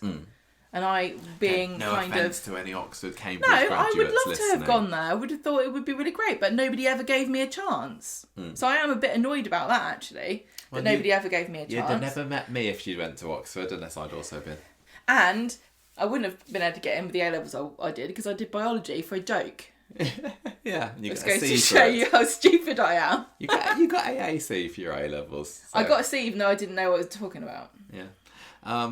There you go, that's our personal experience. Yeah, sorry, that has nothing to do with Coronation Street at all. But can I just our also story of add, how we could have got into Oxford maybe, but we I didn't would not want have to. applied for Oxford. I want to go to Cambridge. Cambridge is better than Oxford. Well, we've been to both places just in recent years, haven't we? Cambridge is better than Oxford. Are we not talking about Summer because we're finding the storyline a little dull? Why does she want to go to Oxford though? Because Oxford's the stuffy old one, and Cambridge is the cool new one where all the comedians go. Oxford is nearer. What, to her? Yeah. Is it really though? Because Cambridge is just like on the little. Yeah, no, I think it is. I just finding it really difficult to sympathise with Summer. There's just something she's just so sullen and a little bit annoying, and I get that watching those scenes and that scene with the the flashbacks and the diabetes woozy cam and everything. It was well done, but it still wasn't making me think, oh no, poor Summer. It kind of left me a little bit cold, and I was more interested in the camera work than the character. Yeah. That was distracting me from it. And I I maybe that. felt a little bit sad for her when she was crying, but I think I find this easier to relate to because of my personal circumstances than you do. Because the feeling of knowing that you're not healthy and you will never be healthy, and it's out of your control, and you can't stop your body from doing something that's not helpful for you, is scary and horrible. And when you're confronted with it every day like Summer is, and you can't, literally, it must be so oppressively horrible to go from I'm completely fine, I never even think about my body or what could be wrong with it, to I am now saddled with this. Yeah, I mean, I'm not saying like if I had diabetes I'd be like, it's no problem, I could cope with it. I think I'd be really bad. I think that I would be obsessed and nervous that I was going to collapse because I get mega hypochondriac. I'm a total hypochondriac, aren't I? And I would be, I'd be awful with it. And I also hate needles. I think it would be very bad if I had diabetes. But despite all of that, I just don't know. I don't know what it is. I don't know whether it's the writing or the performances or what, but I'm just like, meh. I just want to add in, my point of what I was saying is, even though I feel like I can relate to this scenario, I still also do feel slightly removed from it for some reason, and I don't know why that is. I'm not Summer's biggest fan. It's not gripping you the way that I think Corrie wants it to. But I think I've seen some people online. Not everything's for us. Not everything, So if you're if you're in that situation or you're a teenager, this probably feels a bit different. I would assume. Yeah, I think so. So if you're in that demographic, I would love to know what you Summer think. and Harriet have certainly got their fans. Yeah, she's great. It's just not for me. I also quite often wonder how would I feel about this if Matilda was still playing Summer, because I used to love her portrayal. Yeah, no, you did. Anyway, now on to the Nikki storyline. So Daniel tells Ken on Monday that he's not cut out for teaching. He's going to see it out for the rest of the week and then quit. We didn't actually get to see this because Just quit then. I assume that, like with me, today was the last day of this half term, so now he's not a teacher anymore. But we didn't even get to see him, hand in his, what do teachers have? Pointy sticks and mortarboards. No, he goes around in the back and collects his box with a plant in it. So, which I was a little bit surprised of. I was thinking that maybe he would change his mind at the last minute and not quit, but he didn't because he had Nikki around to distract him by the end of the week. But anyway, he goes and has a bit of a wallow in the pub later. Daisy wants to know what's up, and he says, "Look, come and join me for a drink, and I will talk to you." So they go into the back room in the end in the Rovers, and he says, "Oh, I'm so regretful of how I screwed things up with you. You're the only one that I need in my life." And she says, "Well, too late for that, mister," and she makes a hasty exit back to work. Back at home, meanwhile, you got Nikki being a massive arse about Daisy. She's like saying to Daniel, "Have you been with her this afternoon?" Nikki is so unlikable, isn't she? Like, she's gone by the end of... Is it Monday or Wednesday's episode? I can't remember. I think it was the end of Monday's episode she'd gone, and I am kind of hoping that we've seen the back of her. I don't know whether we have, but she's just so sultry. Dramatic and sultry. Well, she's just grump. Yes. Yeah. Do you know what sultry means? What does it mean? It means like, come hither. Oh no, she's not really like that, is she? It's like being moody, but in a sexy way. Well, maybe. No, that doesn't mean that. Anyway, I'm going to look this up for you. Go on, you look up sultry for me. You're going to teach me words. It means to be hot and humid. What? No, it means that's of the air or weather. You can say it's very sultry outside. Apparently. Especially of a woman or her behaviour displaying or suggesting a strongly sexual nature. Oh, okay, it's not like that. No, it isn't that. Which is kind of sexual. She has been a lady. You don't mean it in that way, though, do you? It's not like I don't like She's Nikki. Got a face too like a sultry. slapped ass, is what I mean. She's so sultry. Her face looks like a slapped ass. Yes. So she then goes round to the Rovers, does Nikki, to have a bit of a bitch to Daisy, and she kind of realises that there's maybe something going on between them, or there could be, or they've got lingering feelings for each other, Daisy and Daniel. So she says, "Look, he's at her home alone if you want him."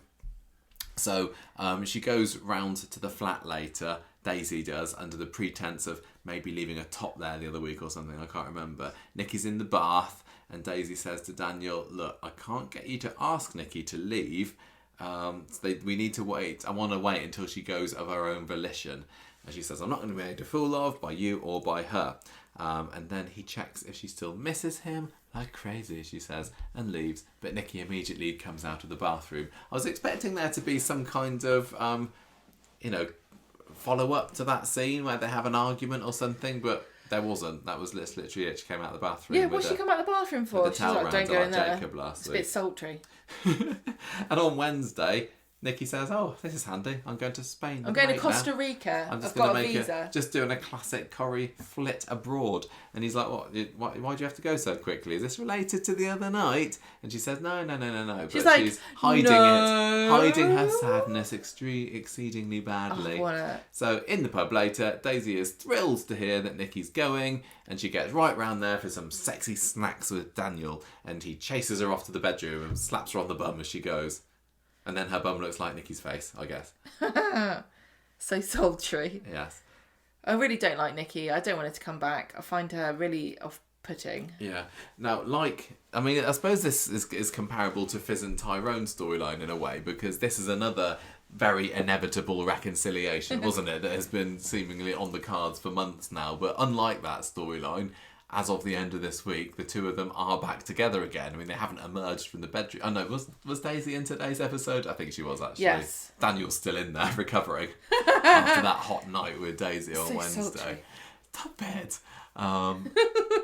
So yeah, I'm glad they're back together. I think I wasn't a fan of them at the start. They're very, very chalk and cheese, but opposites attract, as they say. Well, I mean, they're no more talking... drama or sadness for both of them. Let's just have them be fun together as a couple. They're like chalk and cheese, but Nikki and Daniel are like chalk and petrol. Like, why are those two things together? Why is there something normal about chalk and cheese together? It's the saying. Yeah, Daniel's chalk because he's a teacher at the whiteboard. And Daisy's cheese because she goes, cheese, and takes a photo of herself. Yes, exactly. Yeah. Well done. Thank you. Anyway, I don't just make these up, nothing, it's all planned. Nothing to say about this. It's happened. Let's move on. Now, Gemma, you were quite into the Faye storyline. Well, I kept telling you to shut up. I was, every time Faye and Craig came on You the kept scene, I was like, talking to me about something "Boring." else. And I was like, can you shut up? I'm trying to watch this. But yeah, you enjoyed it more than me. Well, you I you found felt, it... Yes, you sympathised with the characters more than I did. On Wednesday, Faye's getting early menopause symptoms and her HRT doesn't seem to be working properly. And so Craig tries to push her into talking to Dr. Gaddis about it. And she comes back and she talks to Sal and she says, there's no miracle cure, it's HRT or nothing. And then Sally offers her some support and she talks about how she went through it. I did think this bit was a bit cringe because she's like, you should talk to your doctor about HRT.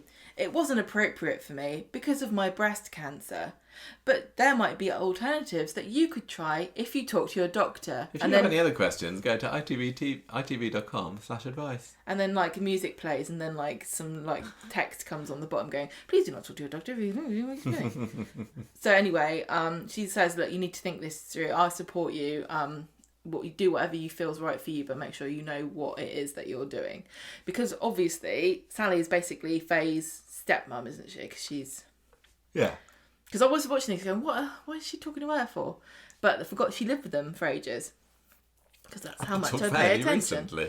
I know.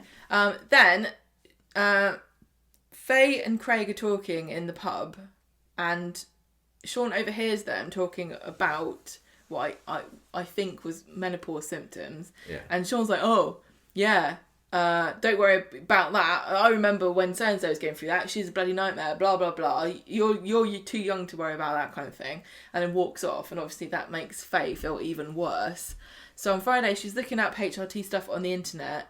And she says, I don't think that I want to pump myself full of chemicals. I'm only 20. I think it's a really bad idea. So she looks into alternatives. And then one of the things that they find online is that you should drink licorice tea. That sounds foul. The most hilarious thing to me was that not just that they decided to drink licorice tea, but that they were drinking out of takeaway cups. Where did they find that had licorice tea? Yeah, I don't think that's the sort of thing that Roy would sell, is it? No, I don't think so. Although Bernie's working there now, I can... Maybe she's like, oh yeah, here you go, here's some licorice tea, and if you need any crystals, I can realign your chakras. That's probably what's wrong with you. Yeah, Craig doesn't like licorice like me, Beth said later, so... Well, I think I'd rather take the chemicals, thank you very much. Beth comes and sees them, and she's like, why are you doing that? Do you remember what happened to Sinead? She didn't listen to the doctor. Smoothers. She was ignoring her doctor's advice and she died, basically. And then they get upset and so Beth apologises later and she says, yeah, I'm sorry, I don't understand why you wouldn't listen to a doctor after what happened to Sinead. But anyway, my mum swore by this herbal tea. Here you go. And gives it to her and that's the end of that. Thrilling. Really. So why did you enjoy this storyline?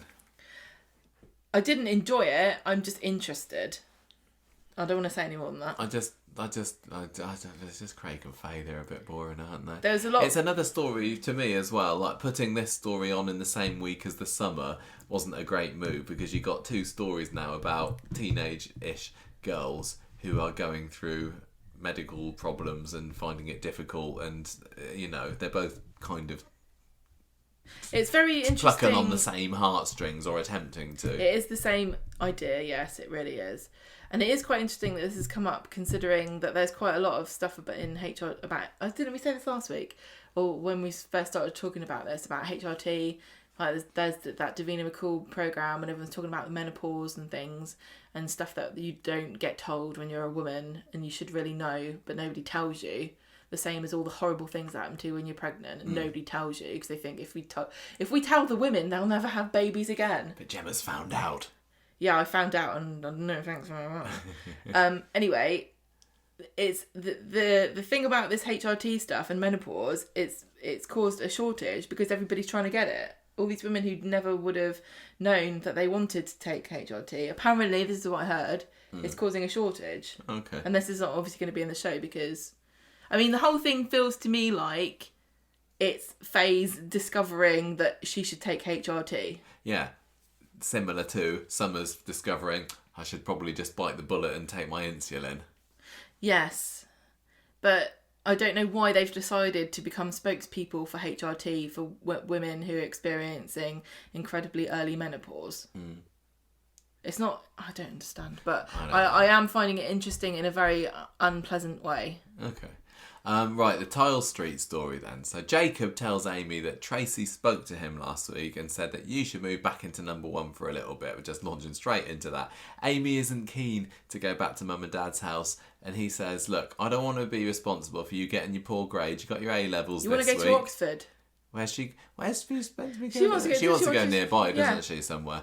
And so he goes to number 1, reports back to Tracy. No joy with convincing Amy. So then Steve heads out mysteriously. And this is a bit of a... it's supposed to make you think that he's off to do what... Misdirection is the word, yes. So the McDonald's are there at speed dial later. Jacob comes in and finds them saying, oi, what's going on here? Someone's dobbed us into the council. And everyone thinks it's Steve, and we are the viewers are supposed to also think that Steve's gone on and done this. But he says, no, honestly, I was just ringing Keith the plumber.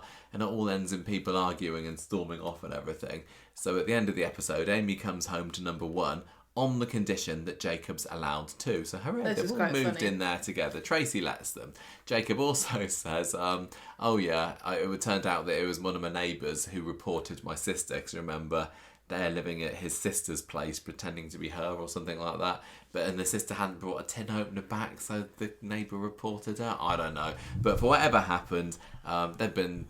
deported. Yes, they've been slung out. And then Keith, the plumber, rings, and Steve does an extravagant...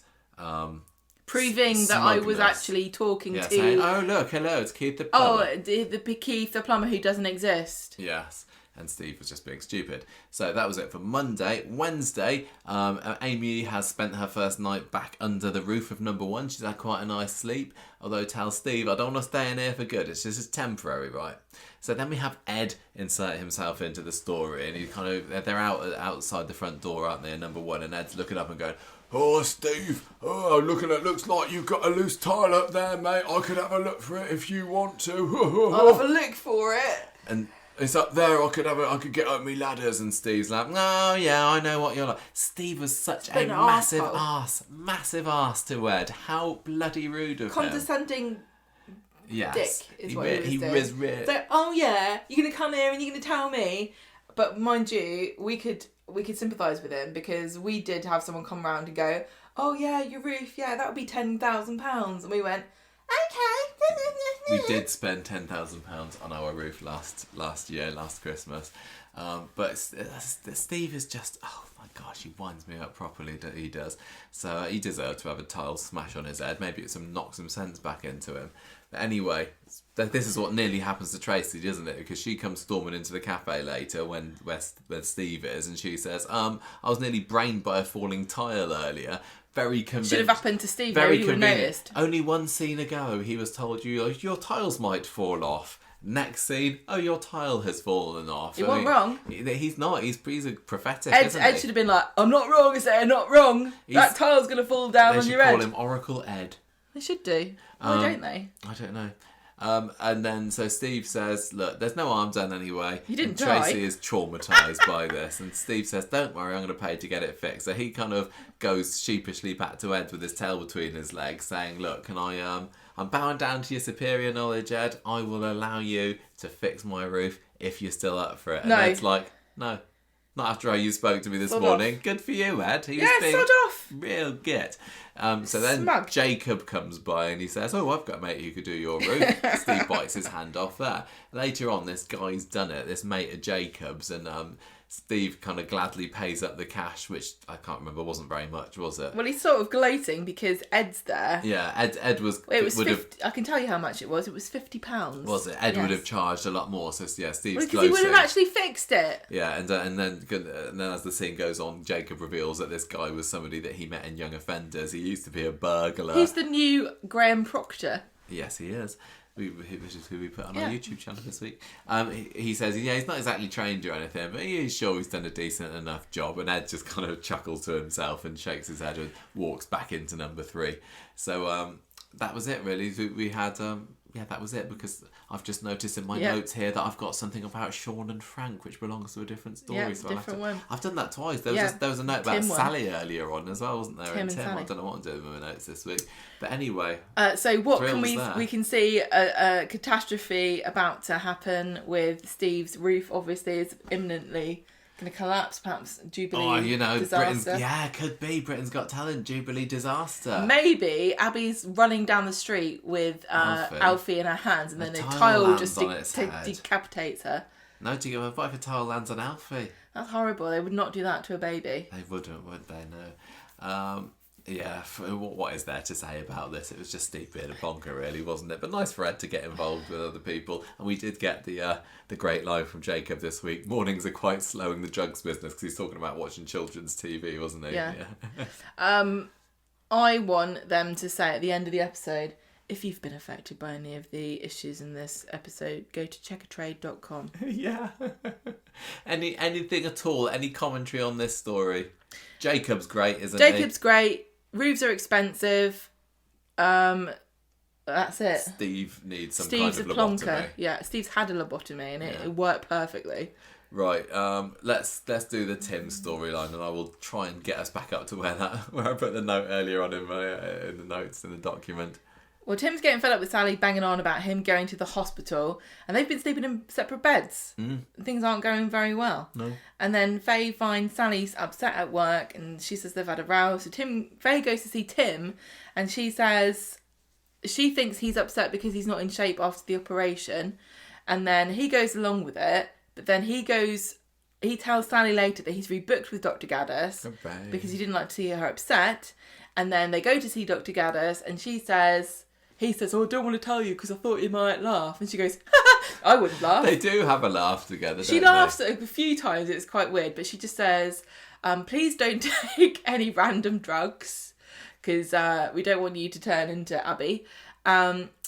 She just taps says, on his computer, changes his prescription. Maybe it's because your medication is set too high, I'll reduce it, and then take things slowly. Don't get too stressed out. There are also, have you tried other things? There are websites you can look at. I'm going to prescribe you Sally some and Tim have done pornography. All sorts.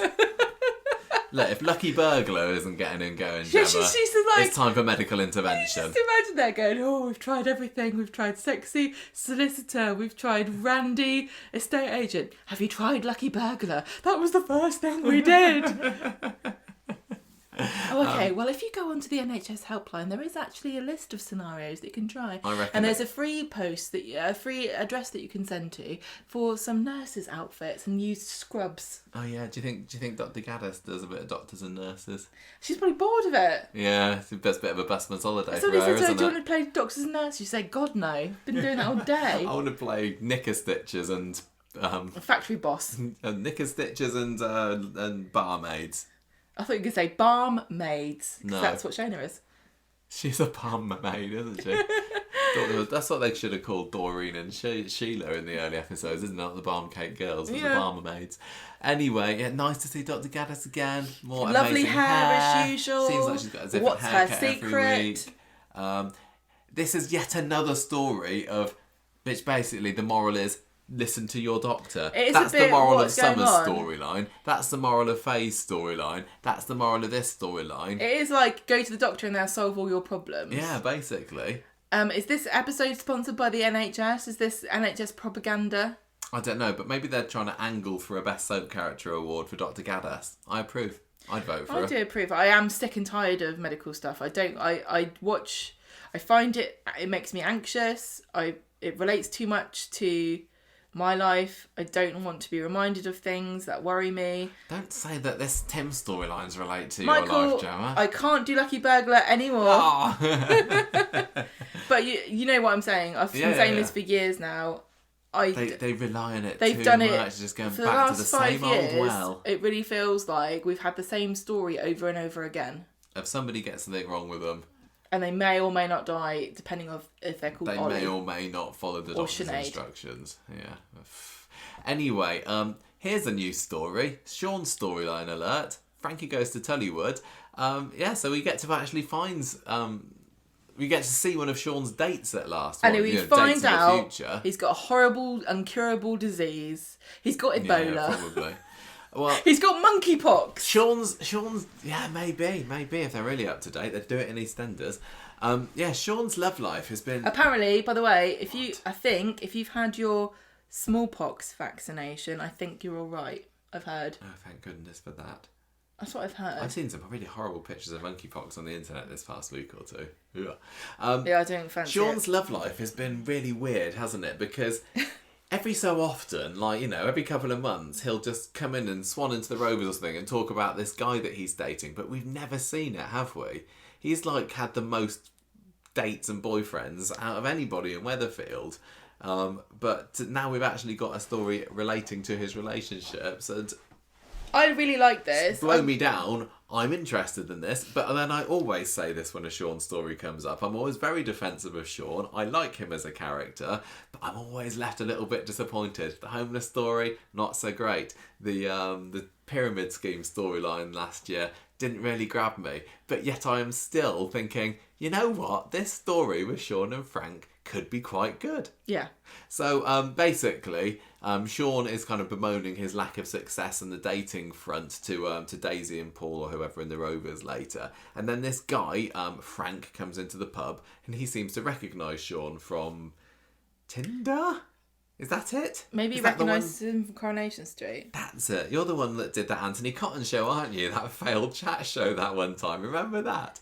He's got a date with an accidental swipe on his dating app or whatever, and Sean says, "Don't worry, I will help you get out of this." And then the guy turns up to the pub later, and it's only flipping in from the Isolation Creations, isn't it? It's Jamie Honeyborn, who has regaled us alongside his partner, He's I can't so remember what his funny. name is, on Isolation Creations ever since the we're beginning just of the gonna lockdown quickly- in 2020. You guys need to check. If you guys have not checked this out, and they don't seem to get.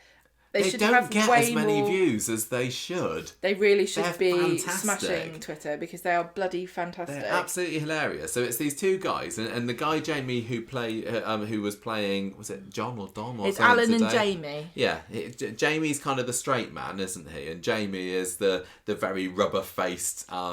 What's the opposite of the straight man?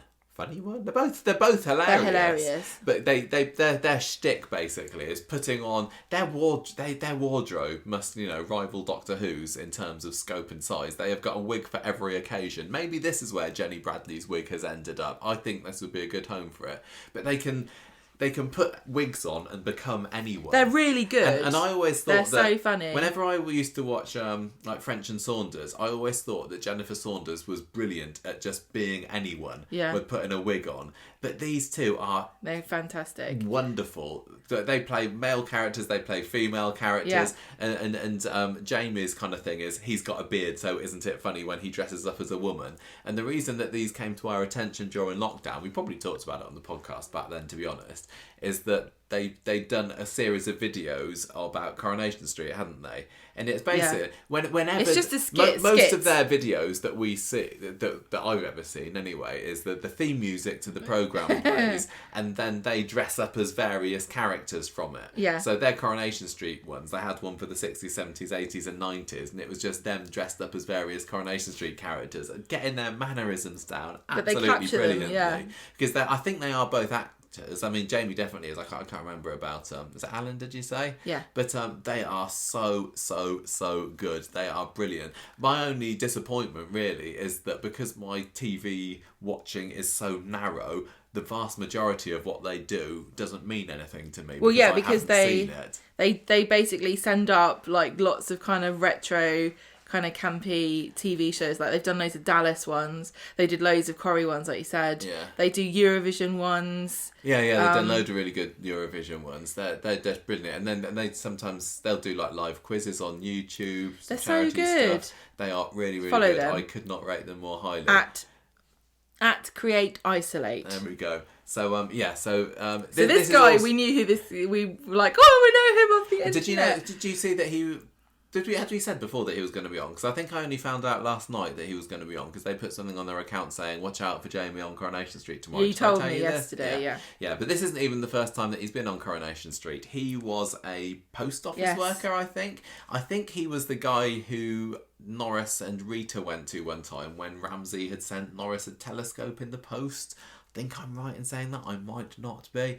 But yeah, he played a completely different character back 6, 7, 8 years ago. I don't know. But now he is Dom/John/Don. I don't know. But he comes into the pub and Frank asks him if he's ever used caffeine shampoo. I wasn't necessarily paying attention to that. I was too busy going, oh, look everybody, look who it is.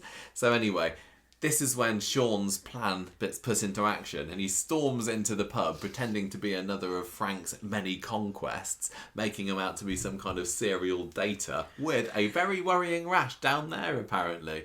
And then this guy makes a hasty exit and leaves. So it was very funny. It was a shame it was only a blink and you'll miss it appearance from Jamie, but I don't know, maybe he'll come back again, but I'm thinking probably not. No, but it would be nice if he did because he's great. Yeah, definitely. Although I have to say, the role that they gave him doesn't show off his talents because he was very subdued. He didn't have to wear any wigs or anything. He didn't have any lipstick on. No. I want to see a Corrie spin-off with him and Fergus. Yeah, I think okay. that would work very well. Yeah. I want to see a Coronation Street spin-off with him and Alan just playing all the characters. Yeah, no, me too. Anyway, but because I know we've also talked about them before because they were on the Big Fat Soap quiz last year, weren't they? There was a section of the quiz when they were dressing up as characters and the soap stars had to guess who they were going to be. They haven't. Their Twitter presence is very small compared to how much they do and how the quality of what they do. And yes, they're much better than us. Yeah, I don't even wear lipstick at all. Anyway, Frank goes home and Daisy's like, Sean, what you do? This guy clearly fancies you. He's into you. What are you doing? And Sean kind of scoffs at this, saying, well, Frank's not my type. He's over 50 as well. Jenny doesn't like this. Yeah, I know. Jenny's like, excuse me. I mean, how old's Sean now? He's in his early 40s, isn't he? So, but yeah, he doesn't want an older guy. And Jenny's like, yeah, Frank obviously fancied you. Go after him. So he does. He kind of chases him down. He finds him coming out of Roy's, I think, and gabbles kind of an offer of a date out, and Frank's like, yes, I do. He does. Sean's just gabbling, and Frank's already said yes about 5 minutes before, and Sean's like thrilled. He gives him his number on a beer mat, and I guess that's dead classy. That is. We find out next week or the week after what goes on between Frank and Sean. Is Frank another Phill, who is he just in the show to be... He seemed very nice. I can't remember the name of the actor who plays Frank, but he used to be in Brookside, apparently. He seems like a nice chap, doesn't he? And I think this is what Sean needs, a nice serious... normal guy. Mind you, Michael, I hate to tell you this, but Marcus was a nice, normal guy. He was, and he broke his heart. He did. Man off the Maria. I am very, very happy for Sean to be getting a story. I think it's... Although I know it's Sean's stick that he's perennially unlucky in love and, always the singleton. But why not? Come on, give Sean a partner. Give him a go. Give him a long-term partner. Is this going to be Coronation Street's first gay marriage? I know they've only just met each other and I've already married them off. But I would like to see this. I think it's great. I think they're further along than anybody else who's eligible. Yeah, definitely. I mean, they're dating each other. I hope that Sean doesn't screw it up somehow. Have we got any other gay couples on the street at the moment? Nina and Asher, are they dating? Are they still together? I don't even remember anymore. Don't know. But yeah, yeah, great. Nice job. I'm sure I'm in a minority here, but I am looking forward to finding out what's happening. Sean is. It's a shame how divisive a character he is because he is a bit of a treasure, really. And I know that that's another thing that's people going to be a bit like, oh, he is iconic. Whenever you see, you know, especially on the Digital Spy forums, people saying, "Oh, Corrie needs to axe the dead wood," Anthony Cotton's name is always one that gets brought up. But that's because of the way first. the show treats him rather than anything else. I don't think it's just that. All right. No, I'm not. But I'll fight you if you like. I disagree. I think that Sean's great. So yeah. Anyway, that was it. That was this week's Coronation Street, and I thought it was a fairly decent week. I think I will score it first this week because I've made you do it first the last few weeks. I am giving this week's Coronation Street 3.5. Yeah. I'm giving it 3.5 homoerotic host fights out of 5. Don't sigh. It clearly was. What about you? I am going to give it 3.5 Bigfoots falling off the flat earth because that is totally my wheelhouse.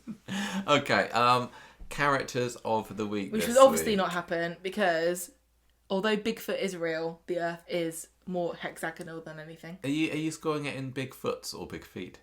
It's Bigfoots. Is it? Yes, Okay. I know this is true. Or is it like Pokemon where the plural is the same as the singular? And also, like Pokemon, if you are very quiet in the forest, you will know when a Bigfoot is around because it goes, Bigfoot, Bigfoot, Bigfoot. That's a Pokemon joke. Right, character of the week this week. I mean, there's certainly some storylines that I can discount characters of the week.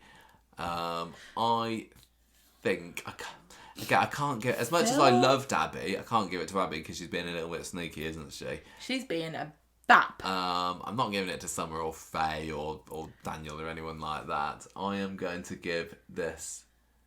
I'm gonna give it to Tyrone. I just love him. No, I hate him. As much of a dirty dog as he is, No, I think he's great. This bodes very poorly for the future of our marriage. I enjoyed how much how you are willing to forgive. I know. Although actually, it bodes well for me should I choose to have an affair with a Romanian nail bar technician. Yeah, exactly. You might. That's well true. do I need that. to You think. might I need find to. a hunky nail bar technician. Oh, just a sexy one. Oh, Gemma, I love you so much. Just do my nails. Oh, says Gemma. No, I think that Tyrone's just lovely, and I think it was nice that he was accepting of the proposal as much as it pained him to do so. No. No, don't forgive him. No, he offered to drive all the way to Cardiff to go and get this toy from Hope. I thought that his reaction to Phil's story of putting the engagement ring on a willow branch was hilarious. What a sap, huh? Yeah, Tyrone is my character of the week. What about you? It's another week where I'm like, I don't think there was any definite. There weren't any standout performances or characters given stuff to do where you're like, yes. I might give it to. Oh, who do I give it to? I don't know. I'm feeling grumpy now. I've suddenly come over all mad. Summer? No. She did do a good performance at Harriet, doesn't she? She did. I will say the scene where she sat on the chair and she's injecting herself. That was very good. Sobbing. It just was really heart-wrenching because you know that she's trapped by this horrible condition that she is completely enthralled to. Do you give the character of the week to Hope for her wanton destruction of Phil's windscreen? Do you give it to Tully? Maybe I should give it. I think I'll give it to Hope because who doesn't love a small child in a digger? I don't share the internet love of Hope. I know that that's also not the right thing to say, but it seems like everybody who watches it absolutely loves Hope, and I'm like, she's all right, but I'm not. I'm waiting for next week when she starts threatening kids at school, and this is totally what a kid would do.